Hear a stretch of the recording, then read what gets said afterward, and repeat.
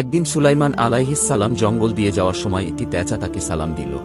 সালামের উত্তর দিয়ে তিনি পেঁচাকে জিজ্ঞাসা করলেন, তুমি সবসময় একা একা গম্ভীর হয়ে থাকো কেন? পেঁচা বলল, মরার পর একাই থাকব, তাই একাকী বসে থাকি। এরপর সুলাইমান আলাইহিস সালাম জিজ্ঞাসা করলেন, তুমি শস্যদানা খাও না কেন? সে উত্তর দিল, কারণ এর জন্যই আদম আলাইহিস সালামকে জান্নাত থেকে বের করে দেওয়া হয়েছিল। তারপর পেঁচাকে জিজ্ঞাসা করলেন, তুমি পানি পান করো না কেন? পেঁচা উত্তরে বলল, নূহ আলাইহিস সালামের কওমকে পানিতে ডুবিয়ে মারা হয়েছিল, এজন্য আমি পানি পান করি না।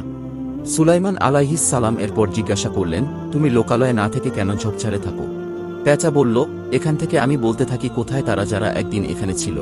তারপর পেঁচাকে জিজ্ঞাসা করলেন, তুমি দিনে বের না হয়ে রাতে বের হও কেন? পেঁচা বলল, দিনের বেলা মানুষ জুলুম নির্যাতন করে, তাই রাতে বের হই। সুলাইমান আলাইহিস সালাম বললেন, তুমি যখন ডাকাডাকি করো তখন কি বলো? পেঁচা উত্তরে বলল, আমি তখন বলি, হে মানুষ, আখেরাতের জন্য তৈরি হও।